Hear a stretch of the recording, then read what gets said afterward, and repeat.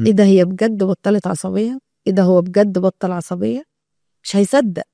لما انا ابطل عصبية يوم واثنين وثلاثة واربعة وعشرة، هيبدأ ينفس هو عن عصبيته. مش هي كانت عصبية عليا بقالها، الولد عنده مثلا 14 15 سنة، هي عصبية عليا بقالها 15 سنة وانا ما بنفسش عن غضبي.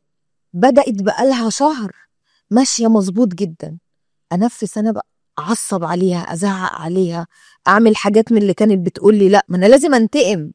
ما هو دماغه مش ستيبل، مش هيقول معلش اسامحها، غلطت فيا طب اعصب عليها اشوف رد فعلها. هي بجد مش هتعصب، فبيجرب بقى، بيجرب مرة واثنين وثلاثة، وفي مواقف يبدأ بقى من هنا يبدأوا العلاقة ستيب باي ستيب، بناء علاقة جديدة بقى، بناء علاقة جديدة. بس لازم هو يصدق ان دي علاقة حقيقية، ان هي ما بتمثلش، ان هي مش مثلا عندها ديبريشن فساكتة، ان هي مش مثلا حصل لها وفاة والدتها ولا والدها فمصدومة وساكتة وقاعدة مؤدبة. لا، هي خدت قرار ان هي تبقى خلاص مش عصب تاني. محتاج اول حاجة نبدأ بيها من 20 يوم لشهر. اي سلوك انت محتاج تكتسبه من 20 يوم لشهر تقدر تكتسب اي سلوك انت محتاجه في حياتك.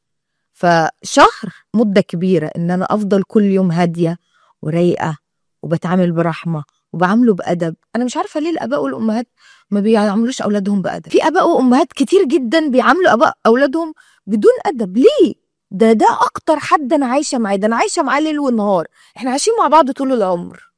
ليه بعامله بقلة أدب؟ ليه بعلي صوتي عليه؟ ليه بشتمه؟ ليه بضربه؟ ليه ليه؟